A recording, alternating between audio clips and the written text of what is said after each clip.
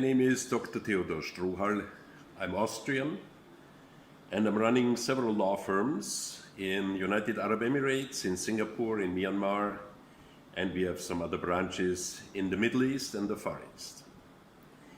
What I want to tell you tomorrow at the Bosco seminar is something you probably haven't heard of, namely your second residency.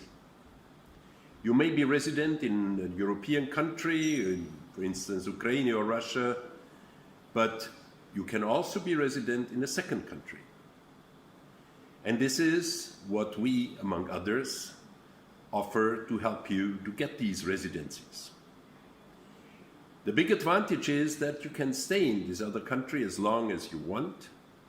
You can make business there and even become a tax resident, which can be of enormous advantage for you, namely to save taxes in your maybe high-taxed home country.